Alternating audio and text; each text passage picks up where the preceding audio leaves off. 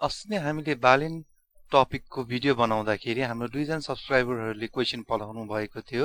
उहाँहरूलाई हाम्रो धेरै धेरै धन्यवाद। हमाल च्यानल युट्युब च्यानलबाट हामीलाई क्वेशन प्राप्त भएको थियो, कन्भर्सेसन प्राप्त भएको थियो। उहाँले एकदम मेहनत गरेर बनाएर पठाउनु भएको थियो हामीलाई। त्यसको लागि हृदयदेखि नै धेरै धेरै धन्यवाद। तपाईहरुको मायाले नै हामीलाई अगाडि बढ्नको लागि अझ उत्साह दिन्छ।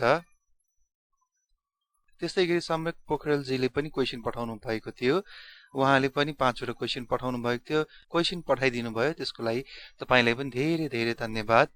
र तपाईले वेबसाइटमा पनि कमेन्ट गर्नु भएको थियो क्वेशनहरु, त्यसको पनि म छिटै रिप्लाई दिन्छु। म अस्ति केही दिन पोखरातिर हराएँ, घुमघाममा, त्यसैले रिप्लाई गर्न अलि ढिलो भएको छ। सम्यकजीले पनि वेबसाइटमा पनि क्वेशन पठाइरहनु हुन्छ। तपाईहरुको नेपाल भाषा सिक्ने जुन इच्छा, नेपाल भाषा प्रतिको जुन लगाव देख्दाखेरि हामीलाई अझ थुप्रै भिडियोहरु बनाउँ जस्तो हामीलाई फिल हुन्छ। सम्यकजीले पनि मेहनत गरेर क्वेशनहरु टाइप गरेर पठाइदिनु हुन्छ, हामीलाई खुशी लाग्छ। त्यस्तै गरी मुभी हबबाट हामीलाई कमेन्ट आएको छ। उहाँले बाउचा भनेको के हो भनेर पठाउनु भएको छ।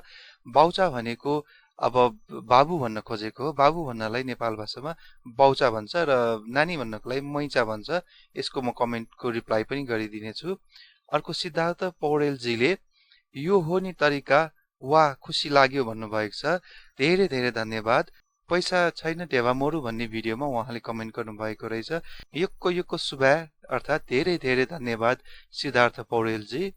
अनि सम्यक पोखरेलजीले यो एउटा गीतको लिरिक्सको बारेमा सोध्नु भएको छ। उहाँले भेट्नु भएन भनेर कमेन्ट गर्नु भएको छ। म यो खोजेर रिप्लाई गर्छु तपाईलाई।